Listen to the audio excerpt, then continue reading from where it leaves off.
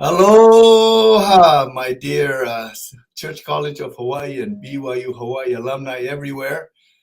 We'd like to welcome you to our episode here in Hawaii, Laie, Hawaii, for another fun podcast with a couple of special guests that are waiting on the side here for us.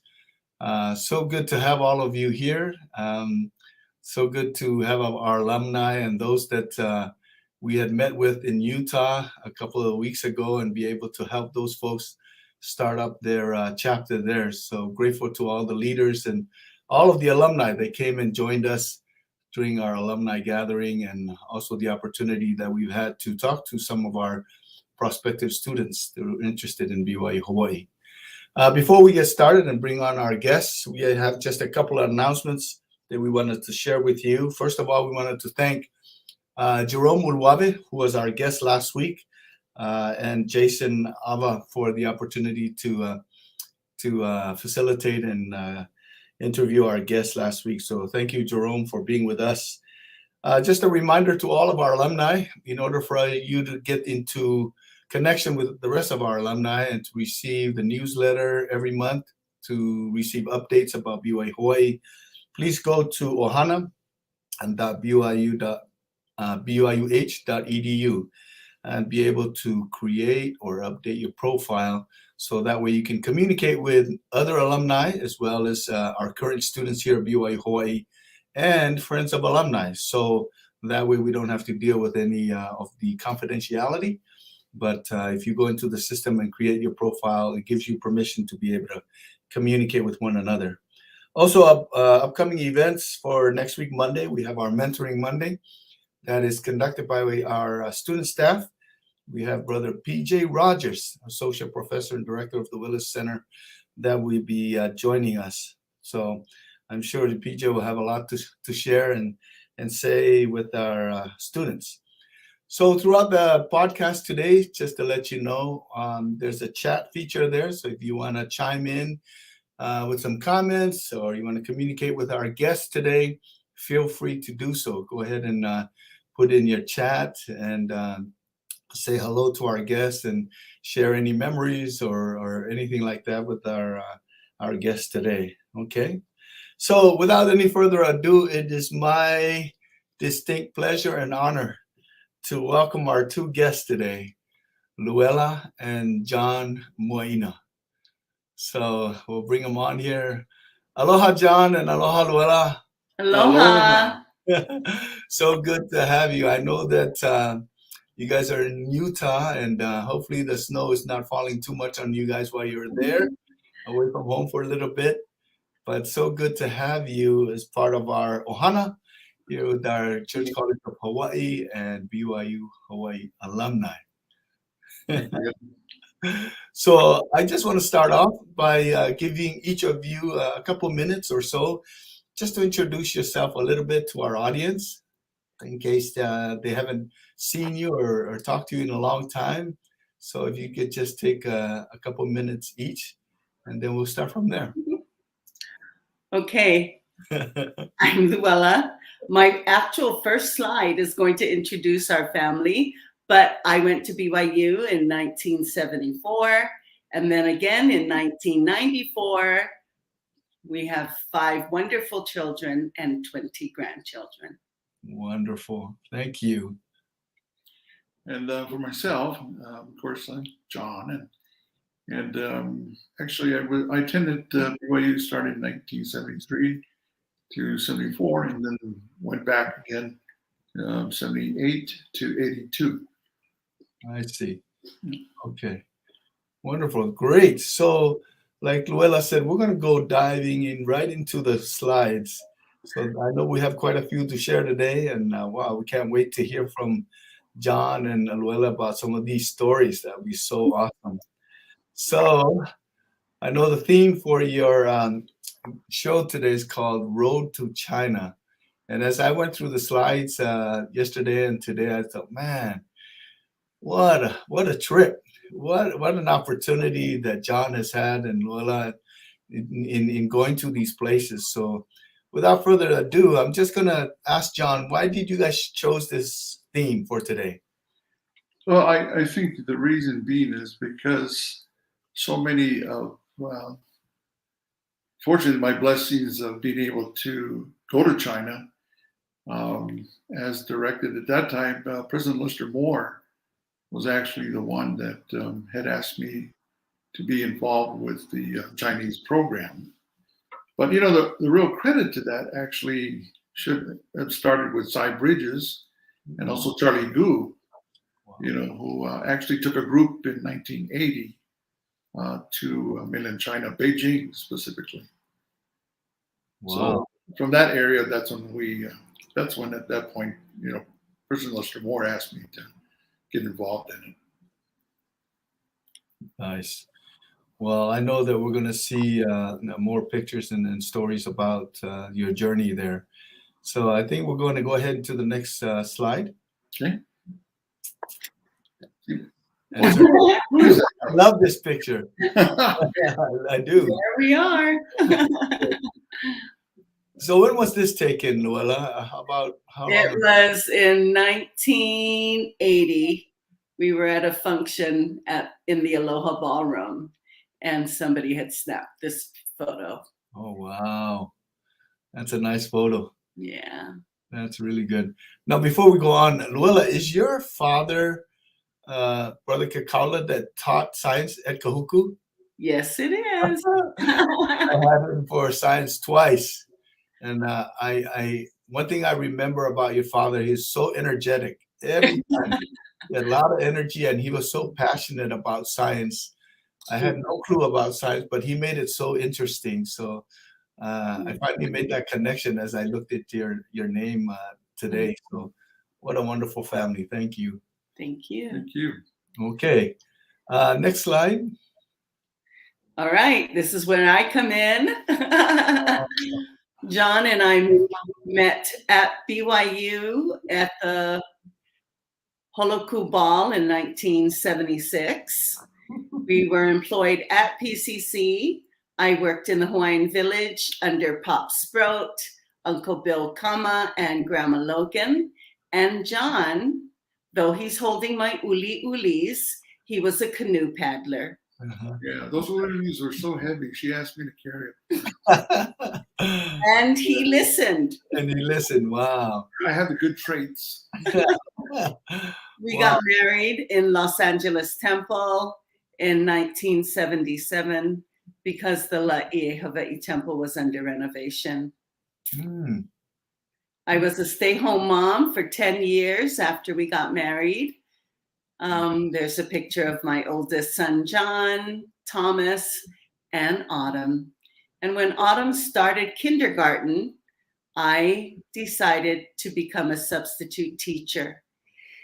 And then I decided that it's time for me to go back to school. So 20 years after the original date, 1974, I went back to finish my education in 1994 and earned a degree in education with an emphasis in early childhood and a minor in Hawaiian studies.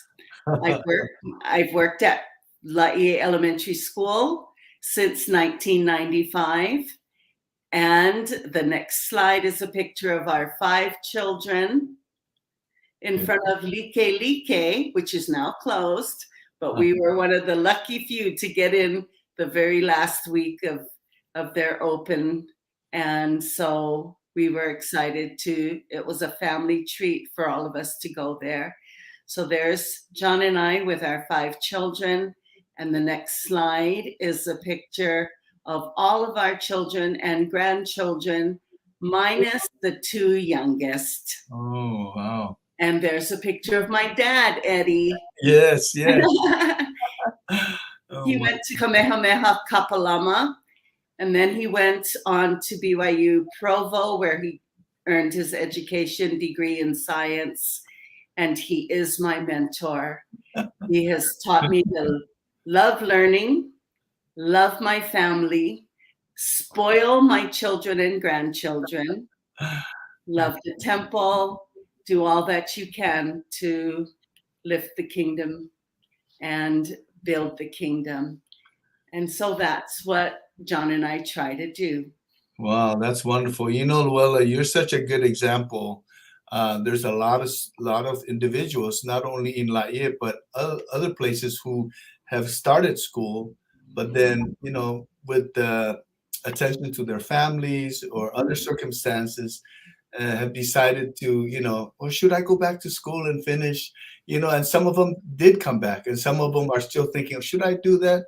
So you're a great example that yes, it can be done. You can go back to school and finish. So we're grateful for that example. Yeah, in fact, one of the things I, in fact, encouraged my wife to do that because I just wanted to make sure she had an insurance policy that would take care of her in case anything happened to me. Mm. And like a good and dear wife, she followed. And in fact, when she went back to school, she enjoyed it the second time better than the first I time. did. I had better grades, that's for sure. Or do you think you had a different perspective when you went back as an older student? Yeah, absolutely. Exactly. Yeah.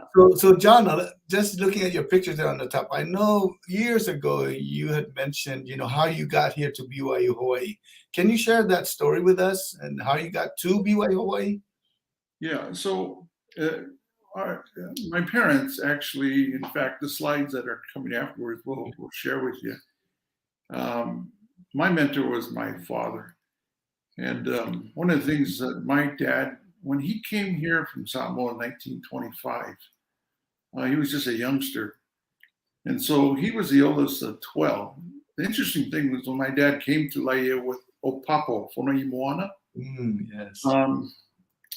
he left behind, would eventually, there was only one sibling when he left as a young man, but eventually 10 more came after that. So he never even saw his siblings that were born thereafter.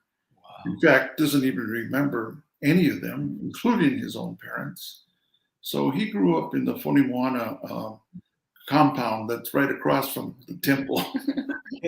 And he was basically the fellow that made the umu for Opapo when he came from the temple. So that was his duty and responsibility. Aside from, of course, getting his education at Laie Elementary School and eventually Kahuku. Wow. So that's Elise was basically my mentor, was my father.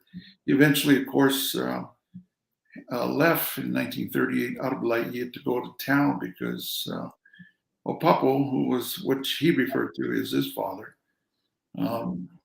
basically passed away in 1938. So he lived in town by himself until the war broke out. Then, like a good Samoan, you know, he wanted to go fight.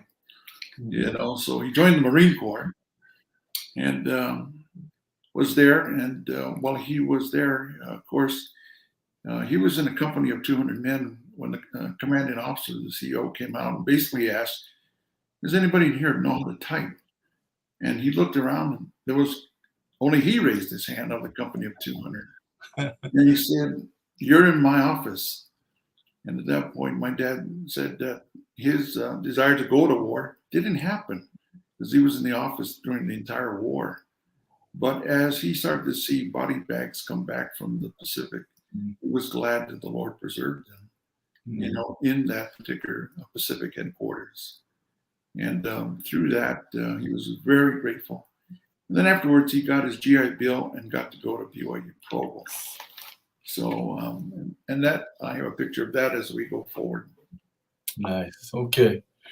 Well, thank you, John. Your family has so much rich history from back home in Samoa to here in Hawaii and on to the mainland. Wow, a lot of good stories to pass to your children, grandchildren, and your relatives. What a wonderful opportunity.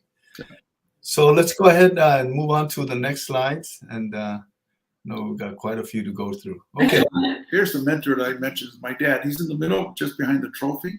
Okay. Now, this is at that time the Hawaiian Club at BYU Provo.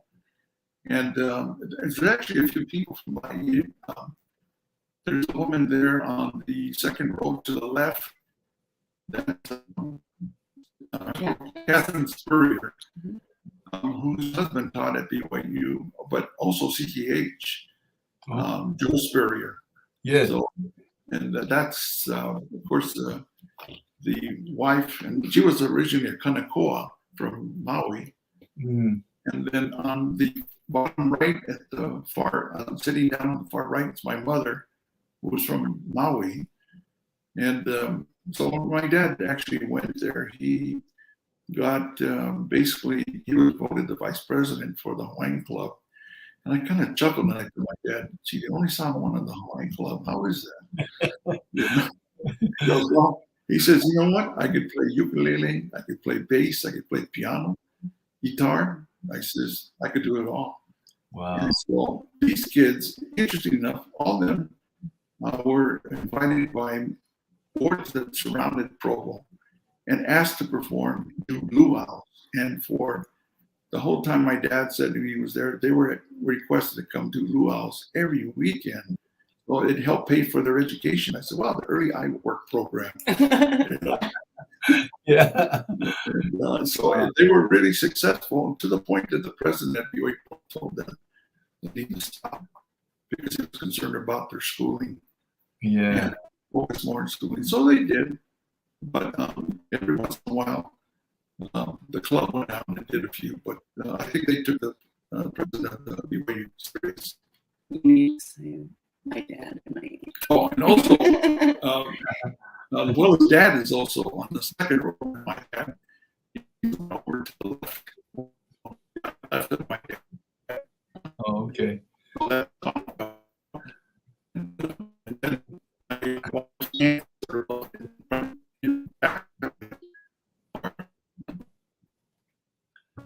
Okay, well, so there was a lot of distinguished people who actually went to the airport and to the apartment on the second row to the right. That's Don Ho's uncle.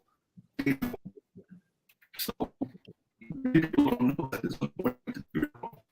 And the man in the top row, all by himself, that's Johnny Lingo, The original Don Ho's. the original Johnny Lingo.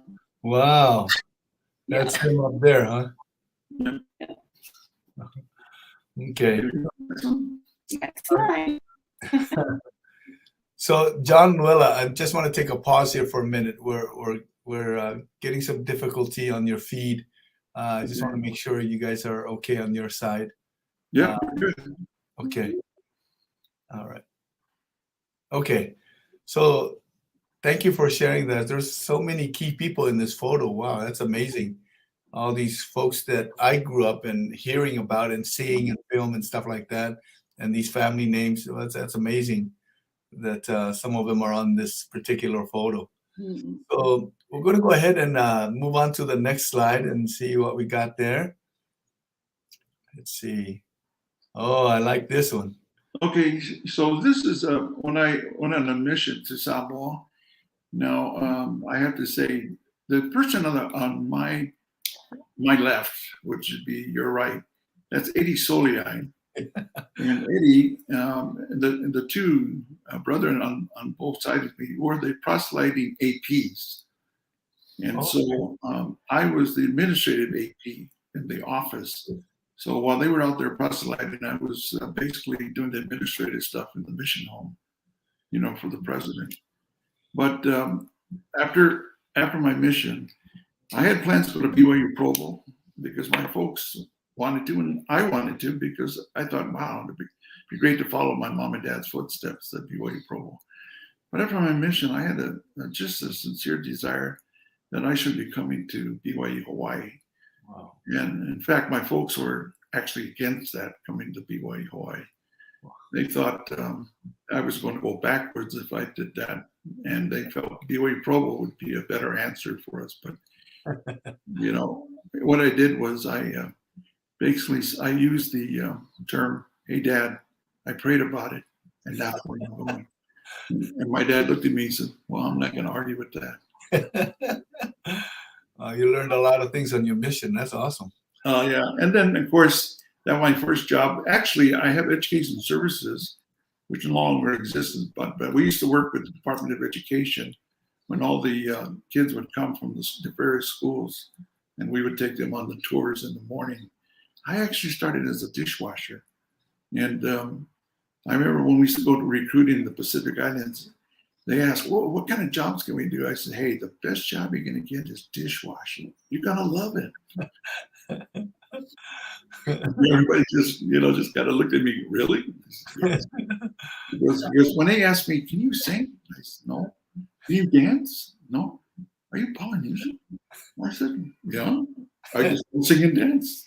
He said, well, we have a job for you. So the next day when I went in, Nani Katanana, who was the personnel person at that time, she said, okay, we have your job. And I said, oh, great. What is it? He goes, you're going to go dishwash. He says, okay, what do I do there? She goes, you can talk to the dishes.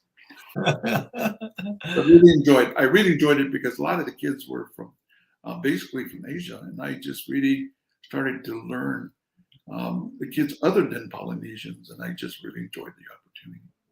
Wow. Okay. That's wonderful. Wonderful story. And where you started off, and look at you now and all the things that you've done through your career. That's amazing. Okay, we'll go on to the next slide.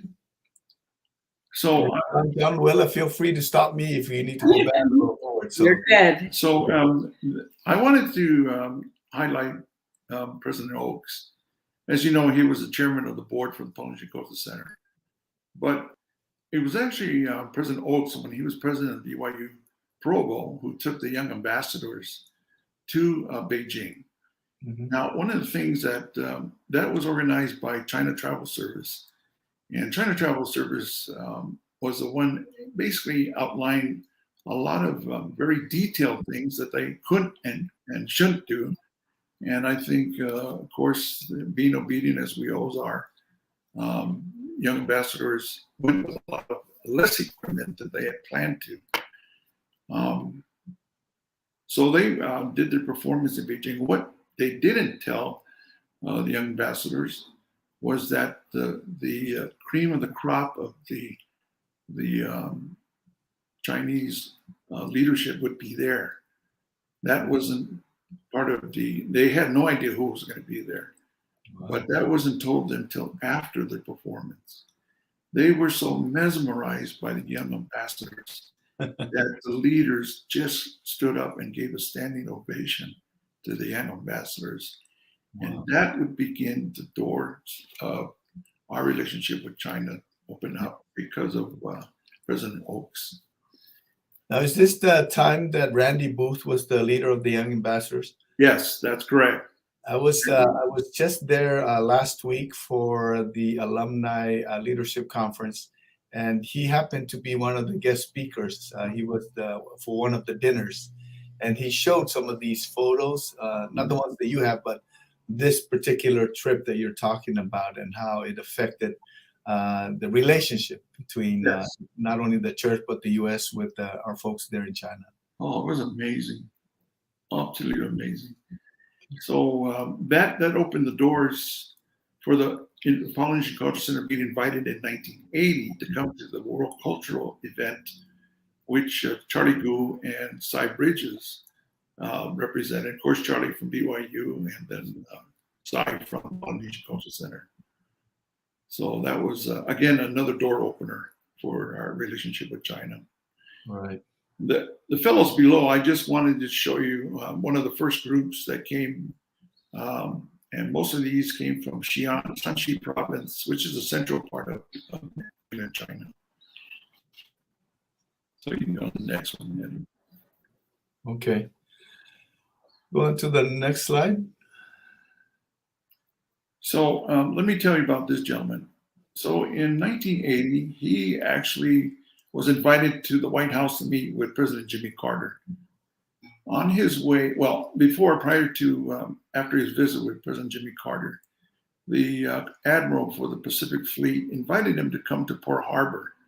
So he did come to Pearl Harbor with 11 members, and they were all military leaders. None of them were any politicians. But the thing was, this general was a vice premier.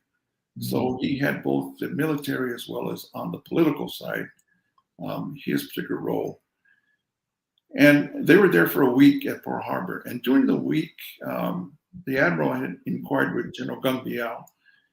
hey, would you folks like to go visit any of the places here? Because we have a variety of places that you can want to go to here in Hawaii. The general turned around to his assistant, and the assistant had basically a pamphlet of the Polynesian Cultural Center. And the admiral was actually quite surprised that he had the pamphlet. So at that point, he then made a call to the offices. And that time, President William Cravens was the president of the Polynesian Cultural Center. And he invited them to come. And they did come. And prior to them coming, he also invited President Elliott Cameron to join him. Because one of the questions President General Gung Biao asked, can we send some of our bright young people to come and study here at BYU Hawaii? Well, at that point, President Craven said, well, we need to get the president of BYU Hawaii involved. So at that point, Elliott Cameron came over to join the meeting with William Cravens and General Gung Biao. And they made the quest, and both of them agreed, yes, we would do that. But they had to talk to their file leaders. And of course, with President Cravens, his file leader was Marvin J. Ashton on November the 12th. And then with Elliott Cameron, I believe at that time, it was the president of the church. Yeah. So that's how the request and how the program began with approval of these two gentlemen. Wow. That's wonderful. I mean, to have you be in the beginning and then inception of that program and to see it through all these years. Yeah. And then all the students that you have, recommended to come through here and went back home to be able to share their experience and things they've learned at the Polynesian Cultural Center and BYU Hawaii. Absolutely. Yeah. Thank you. Okay, next. Okay, next slide. So these are the original 6 that came in 1980. I mean, it wasn't just thereafter, after General Gung Biao returned to Beijing. These 6 came from the Foreign Ministry, which is the equivalent of the State Department, here in the United States. And these were the first 6 that came to both the BYU and the Polynesian Cultural Center.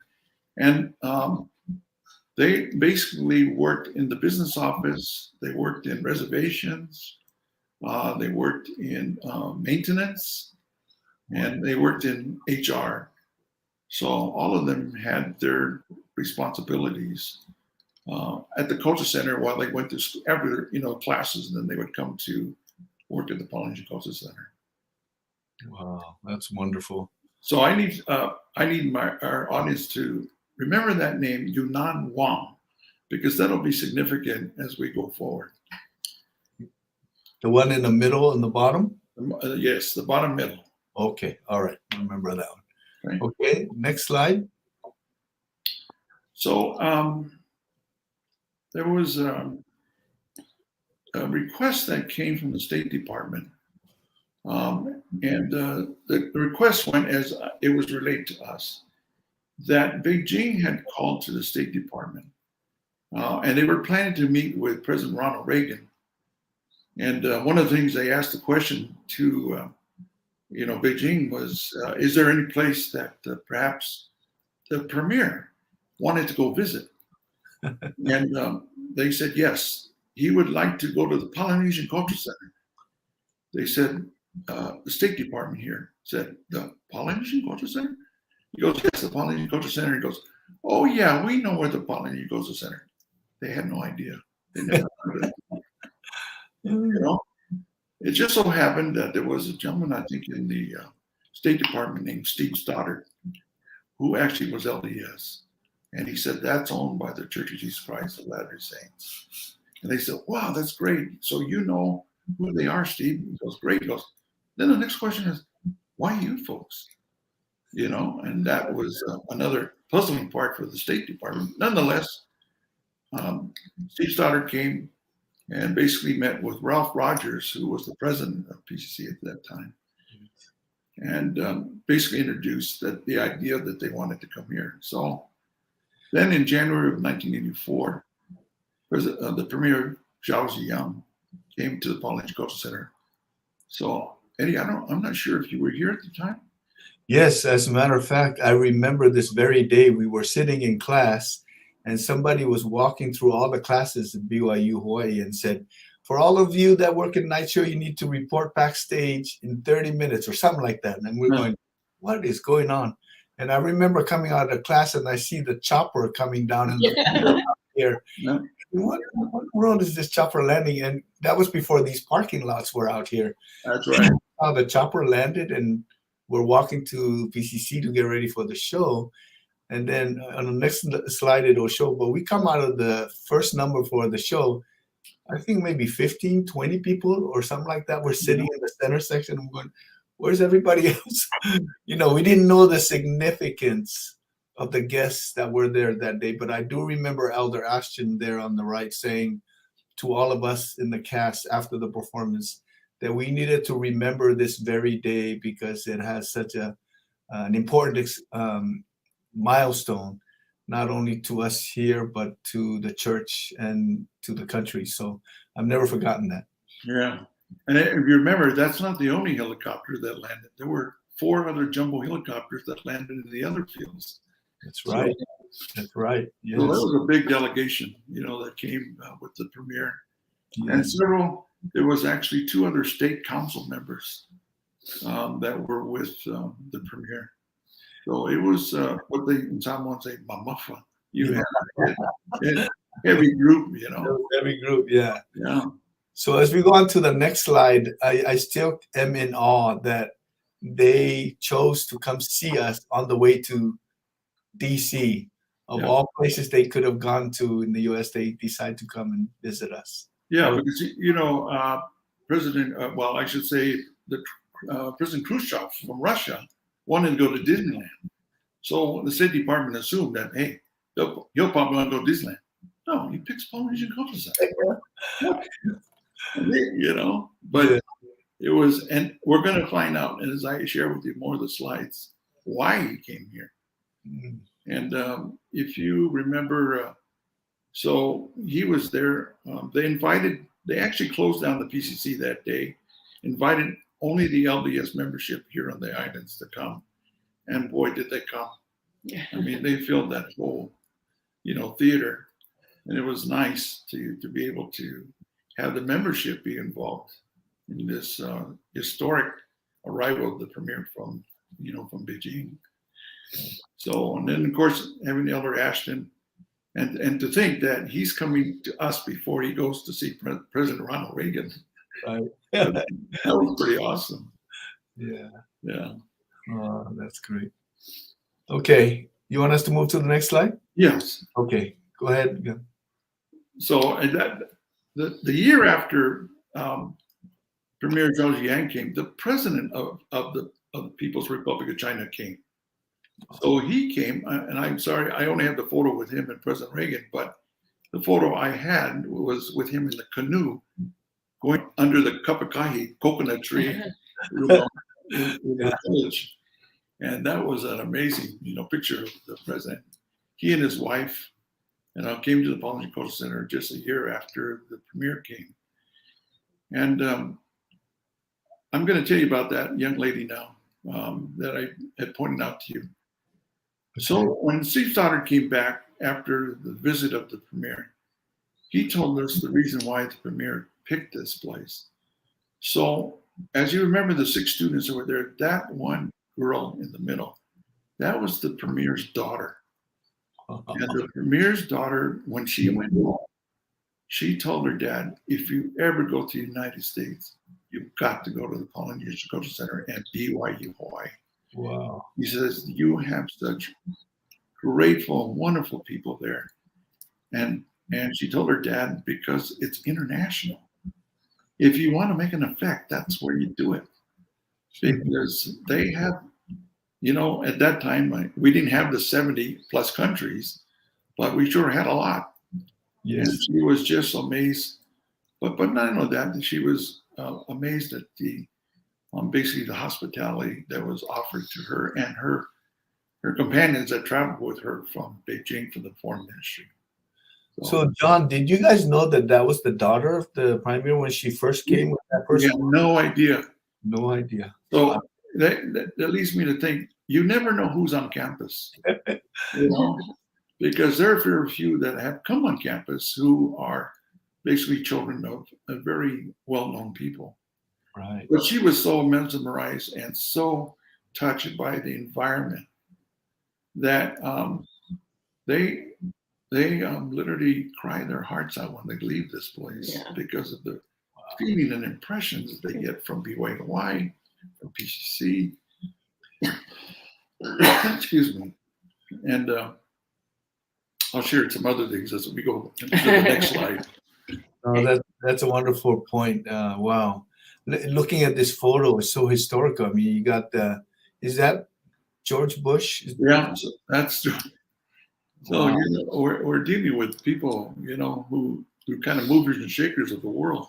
Absolutely. And they consider, you know, being at PCC. And I'm just shaking my head and says, you know, the Lord knows. Yeah. We don't know, but He knows. Yeah. Yes.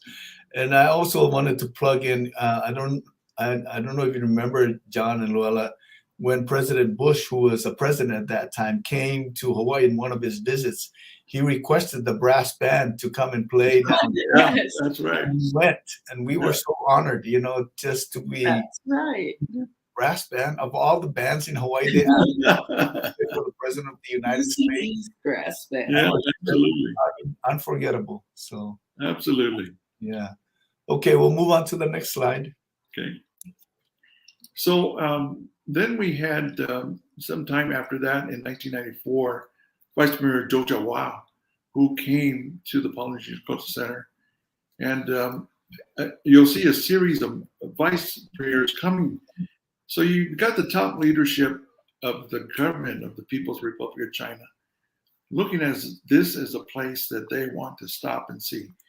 So we had a group that came some years back, and you know, Bobby Coy will know this, that this was a group that was actually coming to the United States to understand the LDS way of life, the philosophy.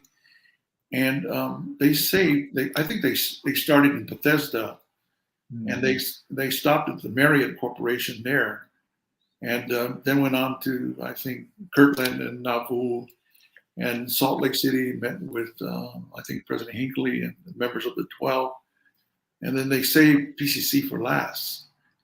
And they came and they were with us for a week. So they went to Family Home Evening, they went to the church. And most of these fellows were, and young, I should say women, were also world religious scholars in Beijing. Wow. And they came to really understand what the LDS Church was about. And Mr. Liu, who I believe was head of the delegation, well, he was in Belgium. He got a call from basically from the Pope's office that the Pope wanted a meeting with Mr. Liu, but he refused the meeting. He just didn't feel it was, you know, appropriate, or for whatever reason he did. But then the emissary of the Pope came to his hotel and begged him to come meet with the Pope, but he still refused, you know, the audience with the Pope. Wow. He said, so I got out of town before that really happened, as he was explained to us at our luncheon. And then he said, you know, the place I really wanted to come was the Polynesian Cultural Center. He says, because everybody in the higher government, you know, all come back from Polynesian Cultural Center and say, man, we really enjoyed ourselves there. The people were so good. I go, when is my turn? When do I get to go to Polynesian Cultural Center? You know? Oh, wow. He said, this is everything I believe I have enjoyed. Then he went on to share with us that all of his individuals that were with him had read the Book of Mormon twice. They read the Doctrine and Covenants book twice. So they read all of this before they came on their visits, you know, to really understand what the church was about. And you know, my jaws dropped just sitting here to listen to this stuff. I'm pinching myself, man, I'm actually here. I'm listening to this. Yes. It was incredible, Eddie. Just amazing. And so Jojo Wang was part of that visit. And then I think within a few months, President Moore and myself went to Beijing to meet with Vice Premier Jojo Wang. Wow. And it was a great meeting. And with that, we had also traveled with us was Elder Kwok Yuen Tai, who was a member of the 70s. And he only went as an observer. He didn't want to interject anything about the church or say anything about the church. He was just there as a friend of the Polynesian Cultural Center. That's all he came with. And he himself was just really amazed at the context the center had picked up basically in Beijing, because we went to 4 other provinces after that. Wow, that's amazing. Whew. Wow, it's just amazing, John. I'm just, this podcast is good. You know why? Because this is going to be like a living journal for your kids and for all of us. So, we can rewind it and say, what did John say about this? So go back and listen to it again. So what a great opportunity. Okay, let's move on to the next slide. So this is where we went to meet with the Vice Premier. This is the Dayu Tai State Guest House. Now, this is where basically all the ambassadors and presidents from different countries actually stay here. There are villas there. There's about 18 villas, and they're very setting in the old Chinese culture and architect. Now, this is in the middle of Beijing. Most people don't even know that this particular exists. Wow. Because all they see is millions of people running around, But in the middle of Beijing is this Dayu Tai State House, where all the dignitaries from every country comes and stays right here. And in this place, there's a lake, there's 18 villas. It's just incredible, Eddie. It's just like you're in the country, but you're not in the country. You're in the middle of Beijing. And so we stayed there and met with the Vice Premier, Jojo Wang, but we would continue to meet with other Vice Premiers in this particular area. So it was a really beautiful setting. Wow, that's beautiful. Yeah. Okay. Okay. Next slide. In that initial visit, Elder Kwok Yuen Tai was with us, and I just wanted to recognize Elder Tai and, of course, his wife. And then, of course, Lester W. Moore, who was the president at that time at the Polynesian Cultural Center. And it was interesting. I ran into Elder Tai at Costco's over here at Sandy. And it was kind of interesting to see him in a different setting, because he was just in the bake shop, and I went by and said, Elder Tai, is that you? He goes, oh my goodness, John, what are you doing here? I said, I was trying to look for the Dayu Tai, but I took a wrong turn. We both laughed. But what a wonderful person and a traveling companion with us. So we went from Beijing. We went to Jilin, which is on the northern part of next to North Korea. Then we went to basically to Urumqi, which I'll also show. That's it's called Xinjiang, which is basically more on the far west side near Kazakhstan and Kyrgyzstan and most of those particular countries. But most of that group is Muslim. Right. And then our last visit second to last visit was Shanxi province, which is in the middle of China, and then Shenzhen, which was just above Hong Kong. So that was basically our tour. And it was nice to have Elder Tai with us. So we were in Jilin and we met with the vice governor of Jilin. And we were ready to start dinner. The vice governor turned to Elder Tai and said, can you give a blessing on the food? I mean, we were shocked that he would make that request. Oh, yeah. I mean, we were just, our jaws dropped. I know mine did. Maybe it didn't with President Moore and Elder Tai, but for me, I felt like I was a fly on the wall asking that question. But Elder Tai gave just a beautiful prayer, and it was amazing that he would allow that. Wow. Well, You folks planted some big seeds during those times, and chicken skin. yeah, absolutely. Okay. Thank you. Go on to the next slide.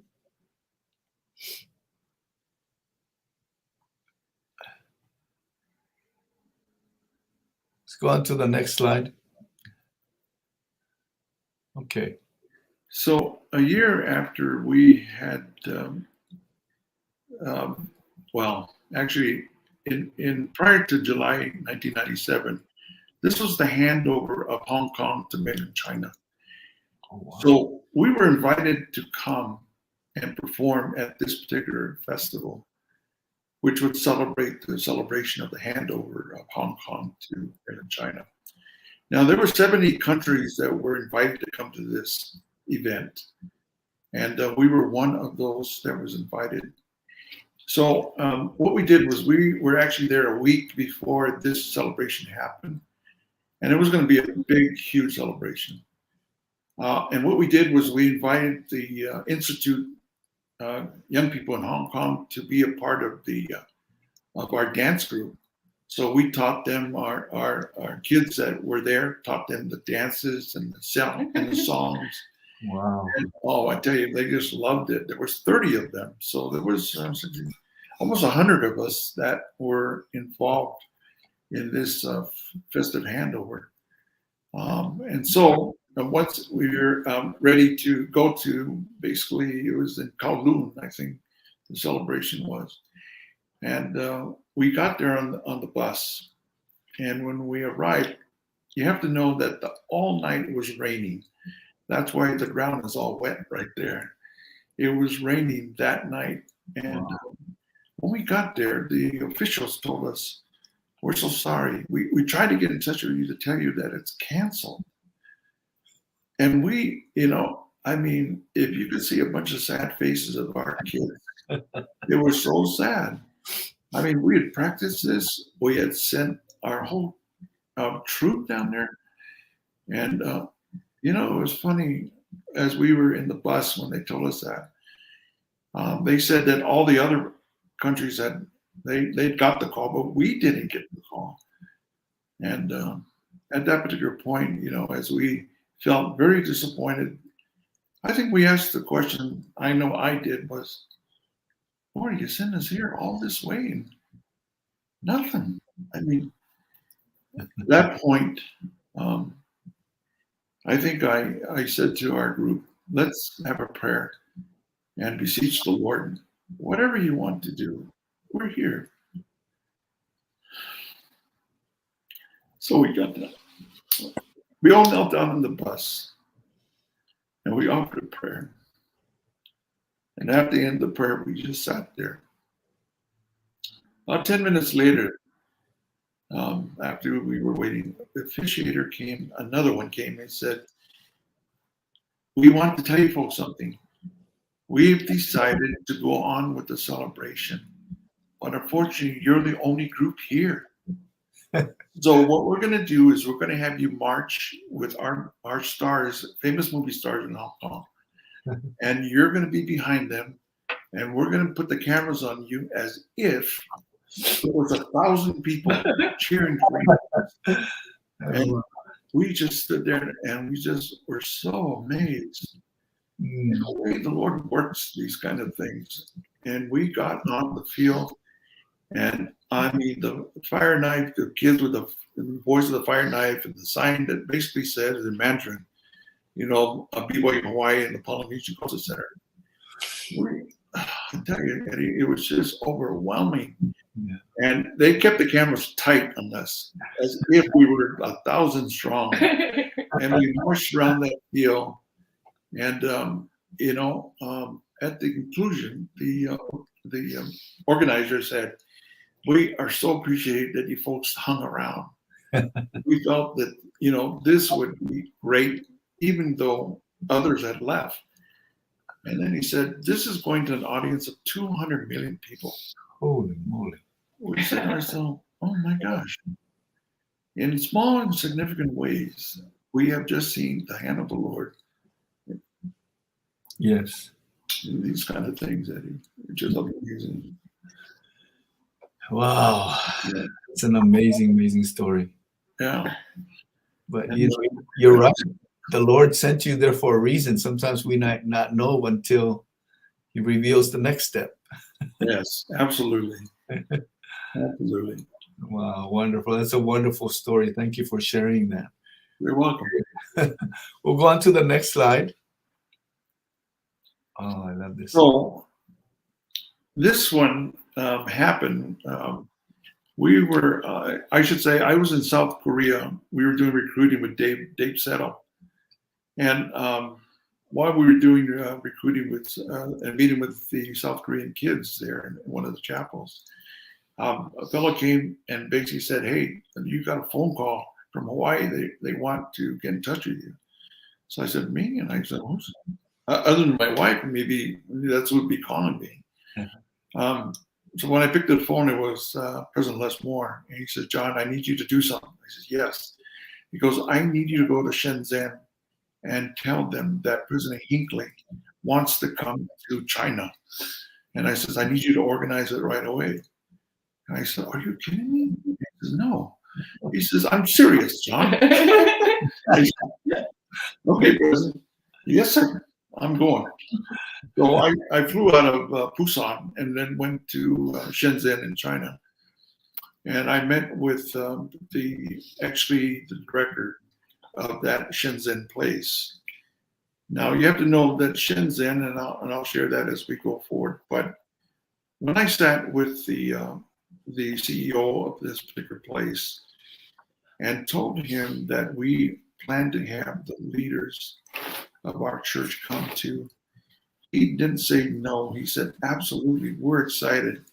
He says, "Is it the president of the church?" And I said, "Yes." He goes, "I mean, we're going to have the president of the church here?"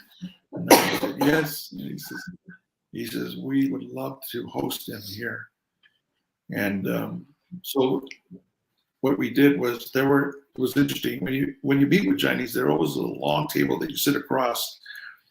So there were 15 of them on the table and one me on the other side of the table. You know, basically telling them about the opportunity to come. Now, one of those individuals was from Beijing. He was from the security apparatus, wanting to know, you know, make sure that whatever we're doing is in compliance with Beijing, because they knew that President Hinckley was the president of a religion. And so Junkin Kui, who is actually next to Sister Hinckley on her left, he was the chairman of this particular organization. And he was saying to me, he said, "Well, we'll figure out a way how we can address President Hinckley."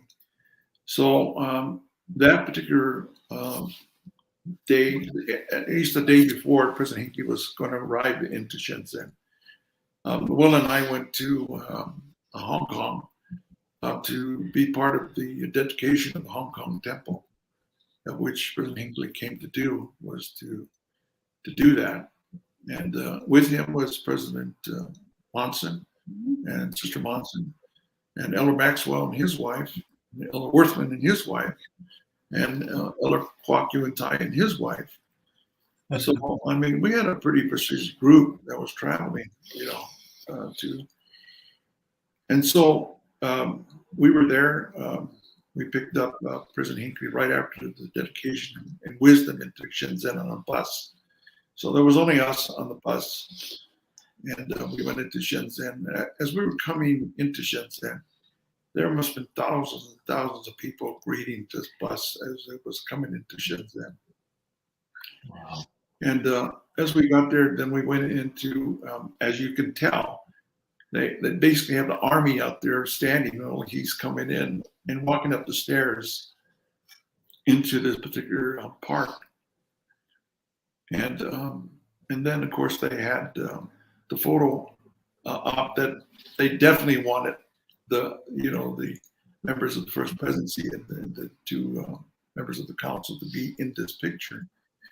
And I know President Hinckley was But, he was just overwhelmed with the color that was around him. Wow, this is very colorful. Wow.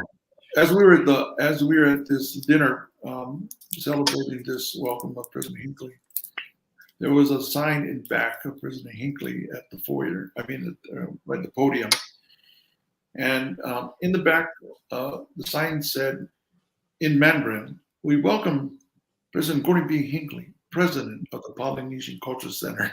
And when they read that to President Hinckley, he turned around and goes, "Well, technically, that's right."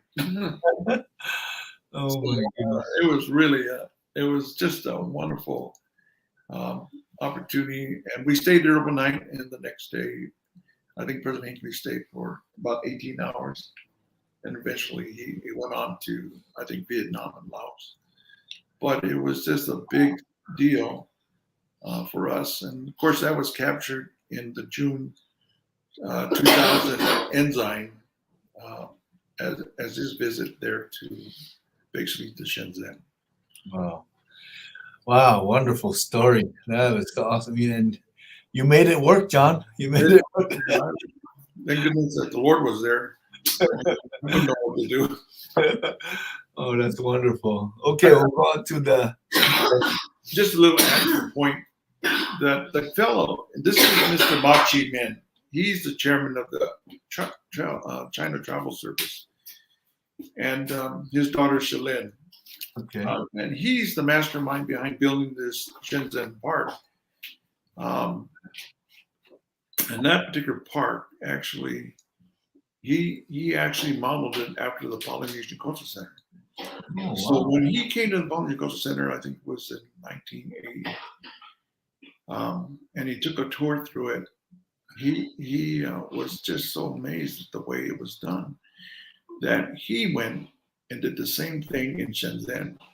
So they have a lagoon with cultural center, with villages around, but unlike our 7 villages, he had 26 villages from the ethnic groups in China. I think there's actually 52 ethnic groups, but there was only 26 represented there. And so that model was actually based on the Polynesian Cultural Center. And Mr. Ma sent his daughter to BYU Hawaii, and she graduated from BYU Hawaii and joined the church. So, and Shalin is now living in Las Vegas. So, wow. So there was some good that came out of that. I mean, a lot of good. That's wonderful. Wow, my goodness. So the connections and how it weaves in and out. And, oh my gosh, it just keeps going on and on and on. All the influences. Absolutely. Is Luella there by any chance? Actually, she just stepped out. Okay. Sorry. No, it's okay. I just wanted to make sure she's okay. So let's see. We'll go on to the next slide, and as we wait for your lovely wife to come back. Right. So in 1994, again, we had received a call, and they said that Vice Premier Li Lang-ching would be coming to the Polynesian Cultural Center. And it just so happened that President Moore was aware that that Elder Nelson was doing a training for the stake presidents in Hawaii. So he called Elder Nelson's office and said, "Hey, would you like to join us to meet with Li Lang-ching?" And he said, "Absolutely." So after his training with the stake presidents, this was on a Saturday, he came to be there to greet Li Lang-ching.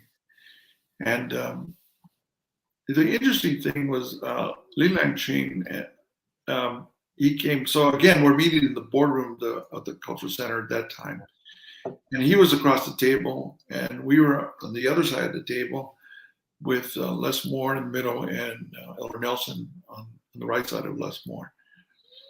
And as part of this, as discussion is going on, Li Lang-ching, of course, is talking to his interpreter, which is on the right side of him. And he was talking to him in Mandarin, and basically the interpreter said a few things to Les Moore. But then Li Lang-ching said in perfect English, "That's not what I said." And then all of us kind of looked at him, and we looked and go, I hope he said something right because his English was better than my English. And at that point, he said, I'm going to invite Elder Nelson to come and sit next to me.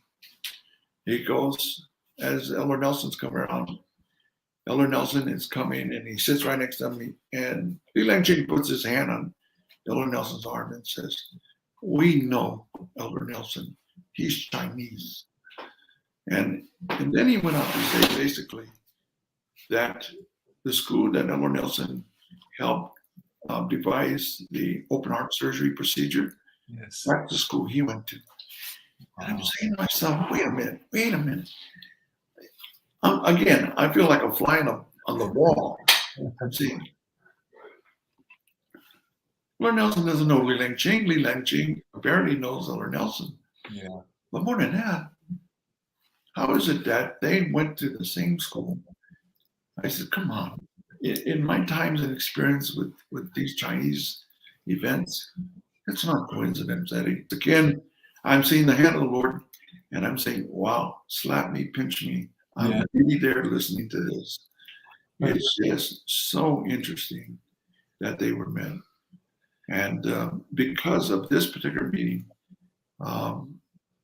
Elder Nelson and Elder Maxwell were invited to come and meet with Li Langjing in Beijing. Wow. So amazing. What amazing relationship and things that were done years before that led up to this point. Absolutely. Yeah. Thank you. Okay, so we're going to go to the next slide. Before you talk about that slide, I just wanted to take a second to have some beautiful people say hello to you guys. Oh. Yeah, so we have some special guests here that let's see if we can bring them on. Oh, hi, babies. Hi, guys. Can you? Oh my goodness! There's one of them that's missing from our family photo. Oh, so cute. Oh, thanks, Eddie. Can you guys hear us? Yes? Yeah, sorry, we weren't sure we could turn the mic on, so go ahead. Say something. Go ahead and talk for a minute. Hi, little mister. Hi, baby. Oh my gosh. So, Luella, can you tell us who is visiting here? I'm her daughter. I'm her favorite. She's named after me. She's the second daughter. I'm the second daughter. We have the same middle name. Oh my God. And this is her youngest, Li'i, and that is her oldest, Nue Nue Fetuau. Oh, wow. So cute. Absolutely. All right. Baby. Hi, we just wanted to surprise you guys. Thank Miss you. you I guys. love it. Now we have another surprise. Oh my gosh. Hi. Oh my gosh. Hi, This baby. is a family reunion. I'm kind of feeling like the Brady Bunch right here with this thing going on. I love it. So is this the other favorite daughter? Is this no? Yep. This is that's the my oops favorite. baby. Yes. Oh, that's Yeah, wonderful. so it's a funny story I just have to tell since we're talking about China. Growing up, we always heard this story like, oh, this is Morgan Melissa, she's our oops baby. And I never understood what that meant until you got older. I'm like, now we know that's our little China doll. It's a mom and dad's souvenir. Oh my gosh. Made in China. Oh, and there's Good. the other We have one. another one. Hi. Man, Love what a it. surprise. Hi, baby. So, yeah, they're on a date night right now. Thank you so much. I'm in my truck, sorry. Thank you so much for joining us. You want to say hello to your family? Hi, babies. Oh yeah. Oh, thank you. That was fun. Thanks, Eddie. Thank you so much for joining us and taking a few seconds to say hello to your parents and your family. It really was a nice surprise for them. Thank you for taking the time to do that. Thank you, girls. Yeah, of course. Yeah. We miss them. Come back home. We will. Oh, wonderful. Bye, baby Okay. girls. So we're going to say goodbye for now, and then we'll finish up our podcast, and you guys can go ahead and still watch. And Okay. then we'll wrap it up. Bye. Bye, Thank you. Iggy. Guys. Bye, baby girl. Oh, Aw, thank you, Eddie. Oh, thank you to Lay and the crew, everybody that has put this together. Thank you so much for those that agreed to jump on with you. Okay, so we'll go ahead and then go ahead with the rest of the slides, and then we should be done here in a little bit. Okay, this is, I have to tell you that of some of these Asian executive managers, we did have some baptisms that came out of it. Wow. And of course, you have to know that they didn't want to advertise it because they're in governmental positions.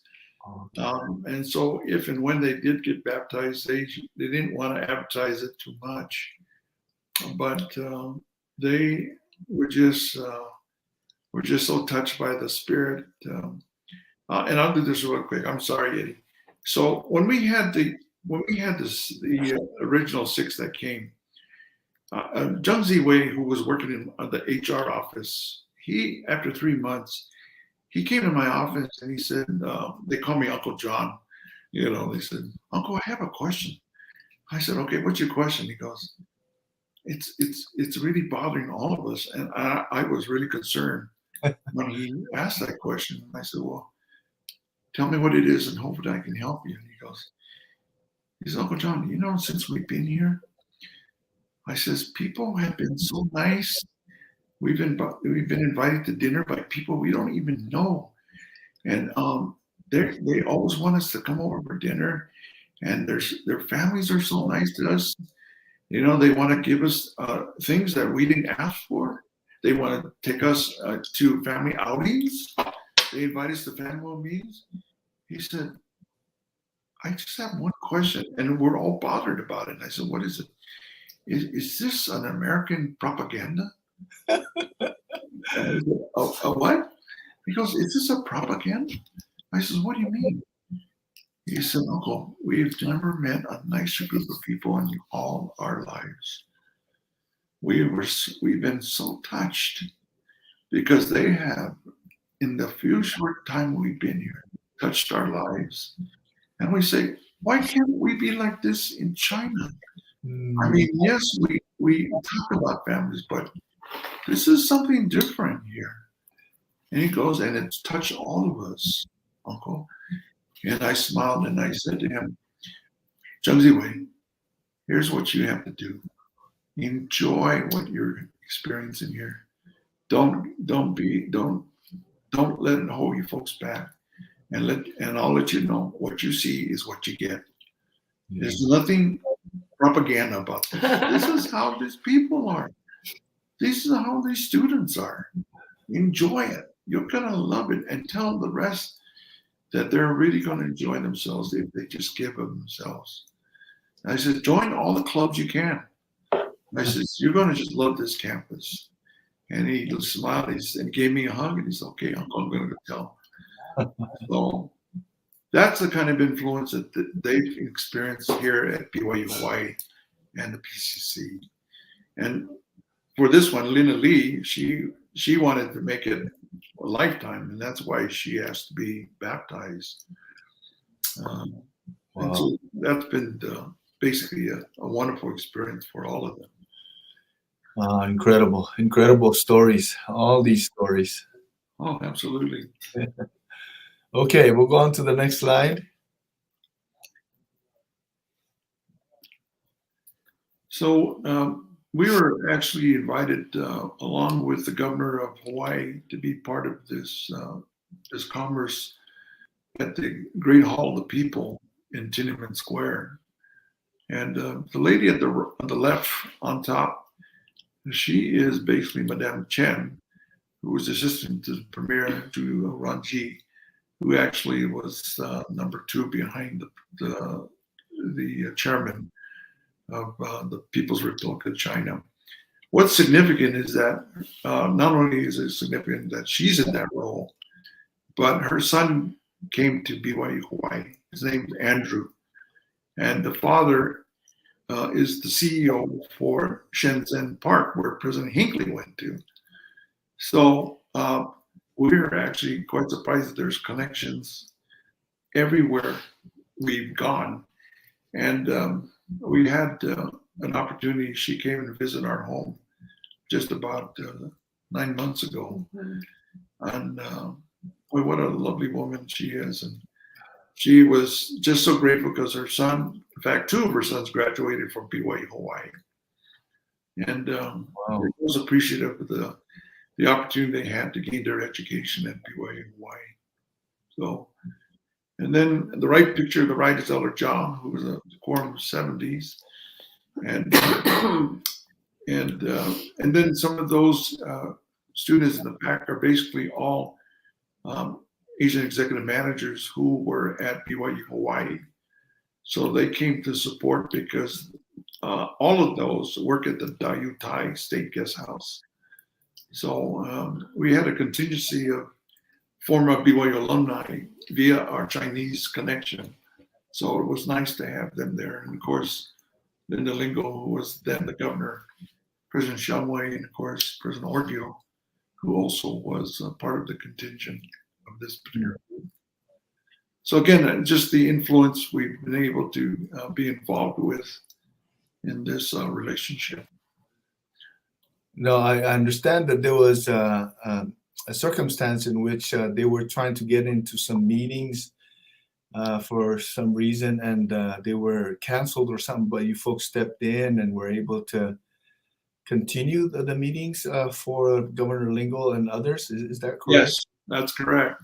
Yeah. And it's because of that influence, Governor Lingle got to get in. And I think, you know, it's interesting that relationship has opened up doors, and I think the relationship is built upon trust and integrity, that they know when you're dealing with members of the church, you're going to get a straight deal. And that's what they found with members of the church, is that they feel that they can talk and they can be open and not construed or misunderstood. And I think that's why our governor was able to continue that discussion. It's actually a trade meeting that she was done. So we're glad to be able to help the state of Hawaii. Yes. I think they noticed the influence that you folks have had and the church have had and PCC has had. Oh, yeah, absolutely. Wow. What a wonderful. Okay, we'll go on to the next slide. Okay, wonderful. So I just want to point this out. First of all, President Orgio and Mr. Machi Changyan, who was the chief of protocol for the Sanchi province. And his daughter came to school here. Her name's Allie. Allie joined the church and married a returned missionary and they're both BYU graduates, BYU Hawaii graduates, and they live in the San Francisco area. Wow. And there was another chief of protocol that came before Mr. Ma, and his name was Drew.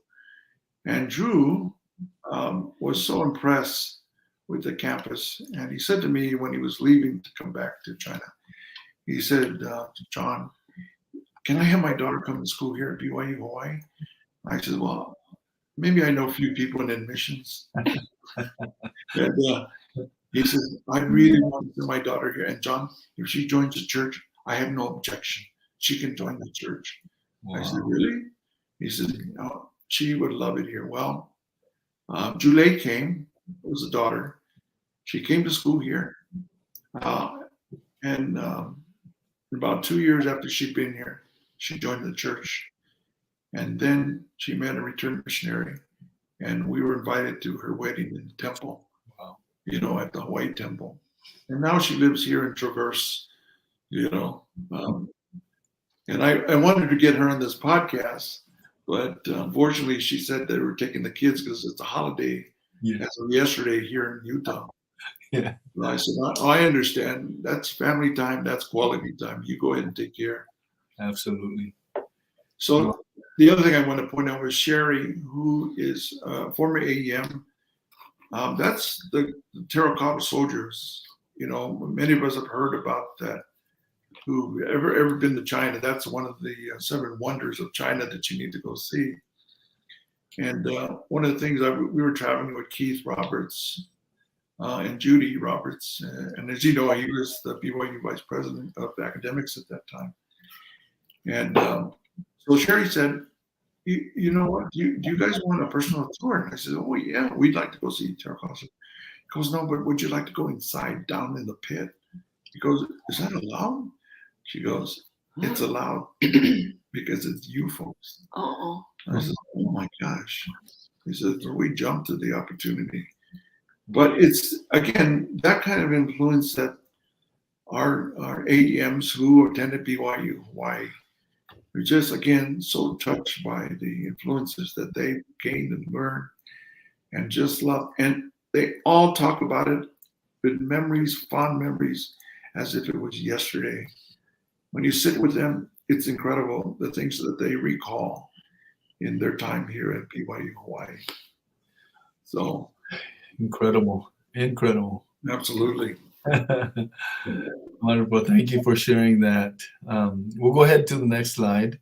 Okay. I think we got a few more to go, and then So the other relationship we had was with Taiwan also, not just, People's Republic of China, but also the Republic of China.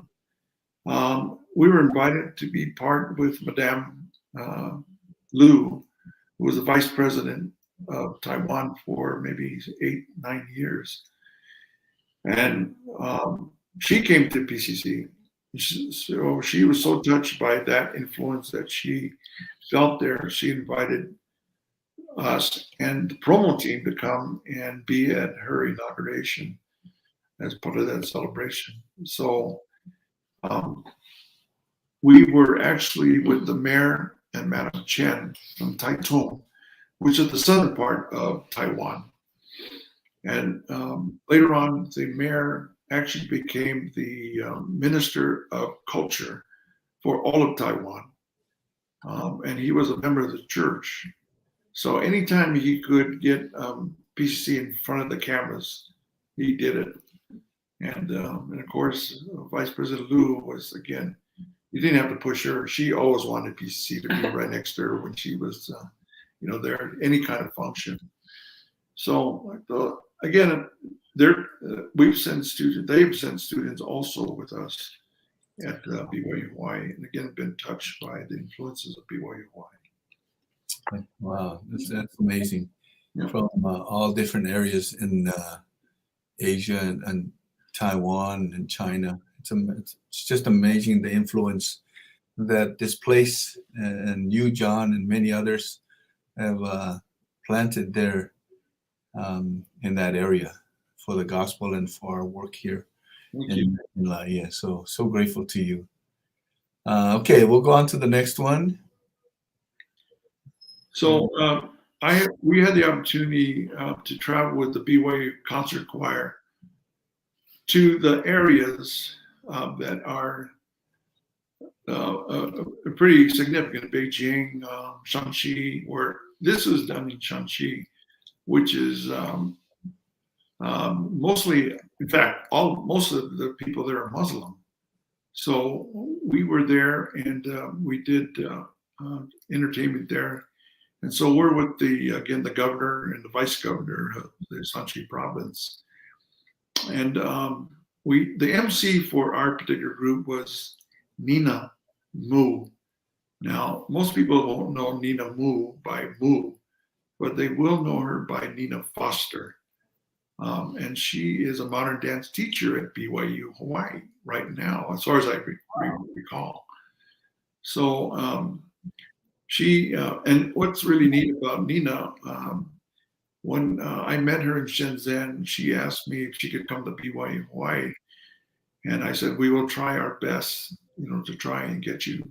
Eventually, she was able to come because of President Chungwei's daughter, also mentioned to President Chomei about her coming, and eventually Nina did come to BYU Hawaii.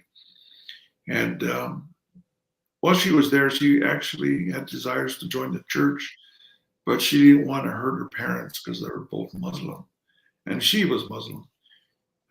She was 10 years old when she was taken away. Well, I shouldn't say taken away. She was invited to be a premier dancer in Beijing. And as part of that, she became a captain in the People's Republic Army and the PLA, People's Liberation Army.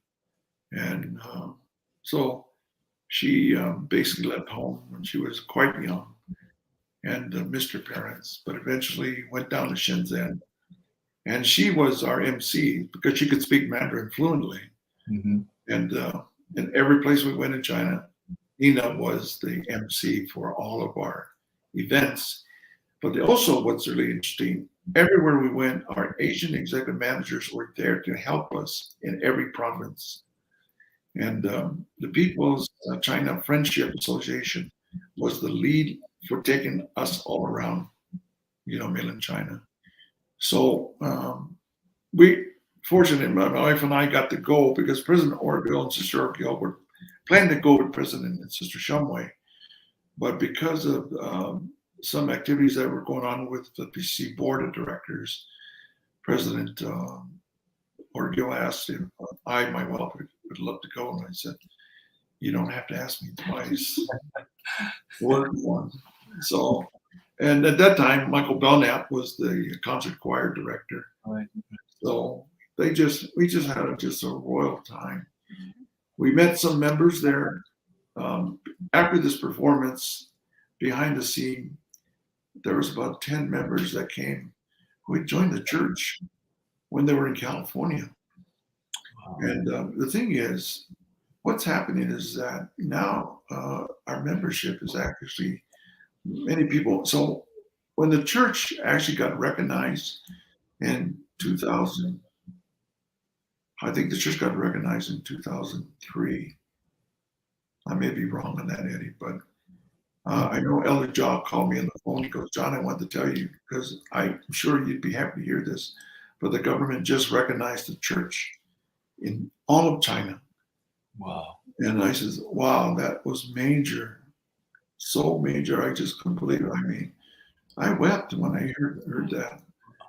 And of course, it wasn't announced, but Elder John said that he thought I would like to know that. And so it was a quiet thing in that particular time. And it was nice that they were recognized in the church. And so the church could meet, but the actual members who joined the church couldn't meet with the expats. Yeah. They had to meet separately. Yeah. Right. So. Well, that's what a wonderful news that must have been at that time. Oh, it was incredible. Wow. It was so incredible. Wow, that's wonderful. Thank you for sharing that. We'll go on to the next slide. Every time, John, when I hear of activities in China with the church, I always think back at this time, when those choppers landed here and, those things that happened during those early years, we had a small little part in. Yeah. Yes, absolutely. Absolutely. What a wonderful blessing for all of us that were here at that time. Yeah, we'll never forget the brass band. Yeah, the good old days. Great old days. Okay, so I think we got a couple more slides and then we'll wrap it up. Yeah. So this is Nina Mu. When she came, Nina, of course, worked in our human resource office, and we just thoroughly enjoyed Nina. But in back of her, there are two other Chinese students on the left. So that particular young lady, her name was Meng. Her dad was actually one of the big wigs in the state council. And the other young man there, his father actually was a CEO for China Travel Service. So these kids come from pretty accomplished people who have great influence. And when they go back, they just have the best memories when we met with Yunnan Wong, who was the daughter of the premier who came, we met her, I think, in 2015. She still remembers BYU PCC like it was yesterday. And she keeps talking about it. And I mean, you could sit there and listen to them for days. That's all they want to talk about. So that's the kind of influence that they have. So with Nina, she was a Muslim at that particular time. And as she finally, what happened was her mom and dad came to Hawaii, and I think stayed with President Shumway at that particular time, President Sister Shumway.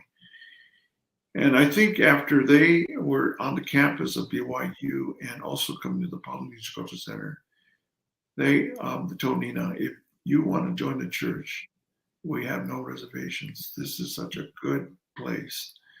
And so Nina got baptized and joined the church. And of course met John Foster, her husband, right in the middle. And John, of course, met his wife. She was speaking Mandarin, and then he started speaking Mandarin, and they were at some restaurant. And Nina says, "Oh, Uncle, can you come and do an interview with this guy to see if he's okay?" I says, "You want me to do that?" He goes, "Yeah, I just want to make sure." And when we met John, he was just a superb young man. And eventually, like I say, he joined the church, and they're both active in the Kaneohe Ward. Wow. And of course, he works doing modern dancing at BYU. Whew. You know, the influence is spread throughout, and the pioneers that some of these members have begun there in China and all over the place. It's so incredible. So incredible. Yes. Thank you, Eddie. Okay. I think the next slide, how many slides we have left? Okay. Yeah, I just wanted to show you the graduates. So afterwards, they had proposed that we actually they be part of the graduation of each graduating group. So the one right in the middle, of course, is Elder Scott, was with that graduating class. The one on the left was with President Oakes, was with that graduating class. And then with the one on the right was me with that graduating class.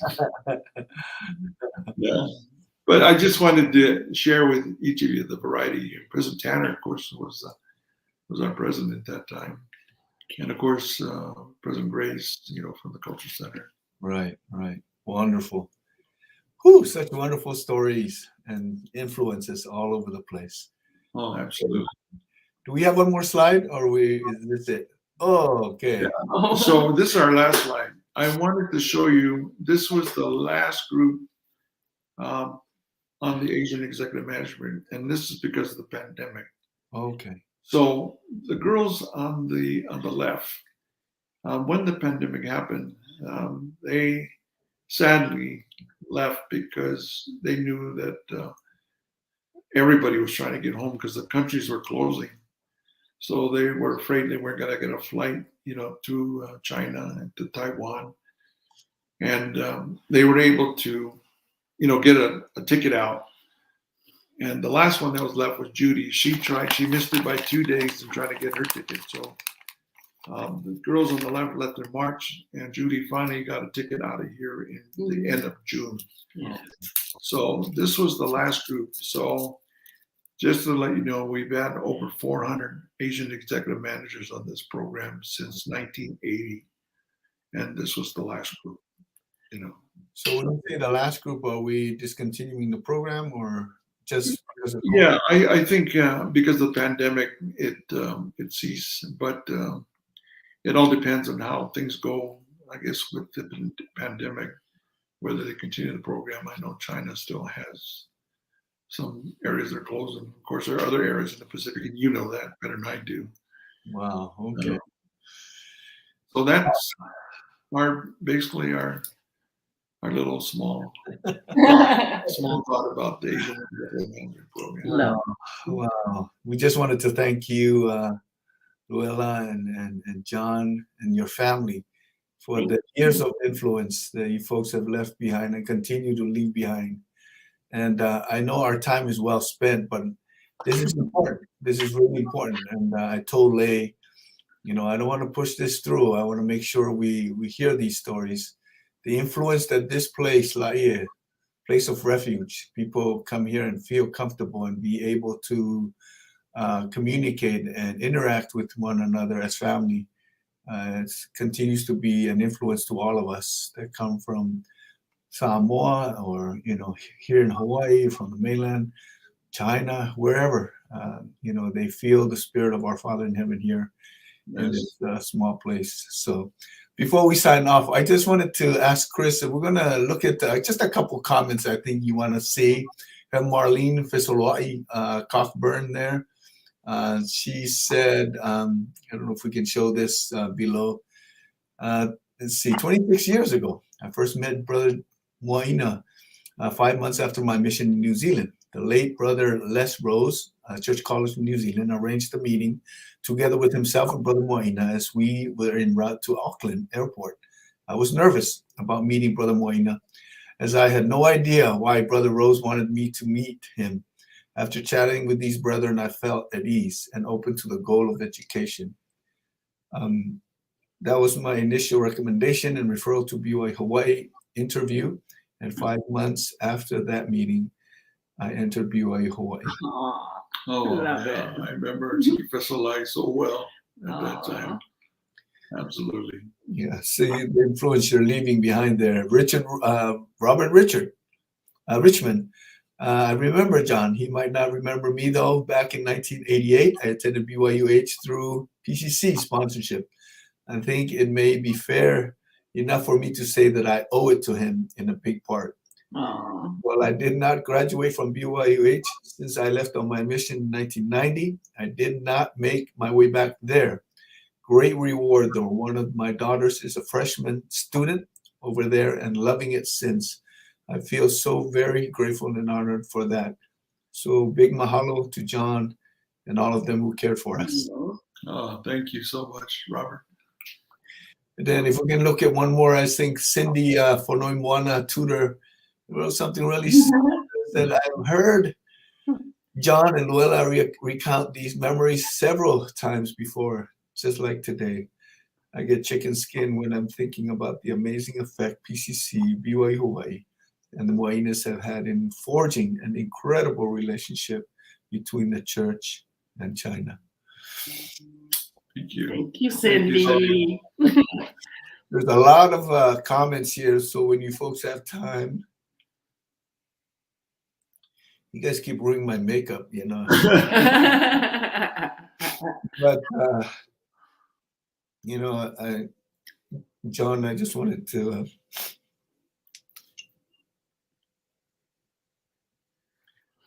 say thank you for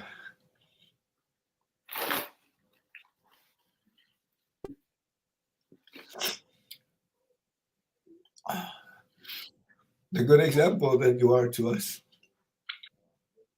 as priesthood holders and those of us that grew up here now,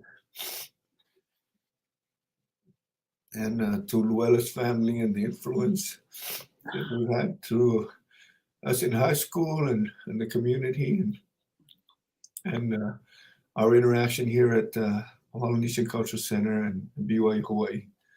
And sometimes you don't have enough to pay back to the people that have helped you, but we pay it forward, helping others to come to the gospel and be able to feel of the love of our Father in heaven. So I don't want to turn this into a testimony. I wanted to thank you both. Do you both have any lasting last words you want to share with our alumni or with our current students as they continue to move forward in their journey? There's one thing I wanted to share. In one of my visits with President Orkio, we were in Xi'an. And Mr. Machi Zhangyan, who was that time chief of protocol, he took us to the airport. And then as we were at the airport, he gave me a big hug. And he said to me and to President Orkio, the people of China want to believe in something. They really do. And this is what they want to believe. And he says, my experience at BYU Hawaii PCC has just changed my life, because I know there's something more out there than just what I've learned as a member of the provincial government. And I'm happy. And that's why when my daughter gets older, I'm going to send her to BYU. So that was pretty neat that the people of China want to believe in something. And that's a great blessing that I think they're right, to hear the gospel. Absolutely. Thank you. Thank you. Thank you, Eddie. Thank you, Luella. Thank you so much to both of you. We love you and we appreciate you and your family, and so nice to see you around the community. And I know John's retired, but it's nice to see you guys around here and be able to still interact with you and enjoy your company. Thank you so much. Thank you, Eddie. Okay, so if you guys can just hang on, I'll just finish off a couple things here, and we'll come back in and chat with you. Okay, thank you again for all of those that have joined us today. Thank you for our special guests, Luella and John Muaina, for their wonderful stories and testimonies and influences through their work and the many things that they've done here in Laie and continue to do. Just a couple of announcements for those of you alumni, please, to be involved in our alumni chapters, to go into Ohana Network, and make sure you go into ohana.byuh.edu to create or update your profile so we can be in touch with you and help you there. Again, our guest for next week, Monday, doing our Mentoring Monday that is conducted by our students, is Brother B.J. Rogers. And then next Friday, on our next episode for our Aloha Friday podcast, we're going to have Keith Awai and Ellen Gay de la Rosa. We're so excited to have them part of the PCC group that we're doing this month, and looking forward to the wonderful stories that they have as well. Also, I just wanted to let you know that this Tuesday we will have the inauguration for President John Kawe III. It'll be streamlined on the bottom here, as you can see, and I'm sure you'll be able to see through Facebook and other social media this link to be able to join in as we officially have President Kawe installed as the president of BYU Hawaii. So thank you very much for joining us today. Have a wonderful weekend here, and those that are in our countries, our brothers and sisters out there, hopefully you're all doing well, and we look forward to seeing you next Friday. Mahalo.